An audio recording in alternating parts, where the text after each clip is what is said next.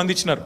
కానీ ఇకనైనా దయచేసి ఒకటికి రెండు సార్లు, ఎందుకంటే మాకు కూడా కుటుంబాలు ఉన్నాయి, మాకు కూడా అభిమానులు ఉన్నారు, మాకు కూడా కార్యకర్తలు ఉన్నారు, మాకు కూడా నియోజకవర్గాలు ఉన్నాయి, మాకు ఓట్లేసిన ప్రజలు ఉన్నారు, వాళ్ళు బాధపడతారు. ఇష్టం వచ్చినట్టు మీరు ఇట్లా వండి వార్చవద్దని చెప్పి నెంబర్ 1. రెండవది, వారిని నేను సూటిగా అడిగాను, సిట్ వాళ్ళని, మీరు ఫోన్ ట్యాపింగ్ మీద ఏదో విచారణ చేస్తున్నారు కదా, దయచేసి మీరు చెప్పండి, ఈరోజు రాష్ట్రంలో మా ప్రతిపక్ష పార్టీ నాయకులు, మా ఎమ్మెల్యేలవి, మా నాయకుల ఫోన్లు ట్యాప్ కావడం లేదా చెప్పండి మీరు అని అడిగిన. వాళ్ళు మాకేం సంబంధం, మాకు తెలియదు అని నీళ్ళు నమ్ములుతున్నారు తప్ప కావడం లేదు అని చెప్పే పరిస్థితి లేదు. రెండవది, నేను అడిగాను, ఒక మంత్రి గారు స్వయంగా నా ఫోన్ ట్యాప్ అవుతుంది, నేను మీతో మాట్లాడలేను అని జర్నలిస్టులకు చెప్పుకునే దుస్థితి ఈరోజు ఈ రాష్ట్రంలో ఉన్నదా లేదా మీరు చెప్పండి అని అడిగిన. దానికి కూడా సమాధానం చెప్పరు.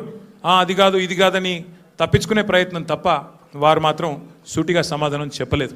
కానీ ఒక ధారావాహికగా మాదిరిగా ఏదైతే నడుపుతున్నారో, ఒక సీరియల్ లాగా ఏదైతే నడుపుతున్నారో అదే పరంపరలో అడిగిన ప్రశ్ననే అడుగుడు, మళ్ళీ అడుగుడు, ఒక 300 పేర్లు చదువుడు, ఈయన తెలుసా ఈయన తెలుసా ఈయన తెలుసా ఫలానా ఆయన తెలుసా, దాంతోనే 2-3 గంటలు టైంపాస్ చేసుడు తప్ప అక్కడ విషయం ఏమీ లేదు. వారికి కూడా తెలుసు ఆ విషయం.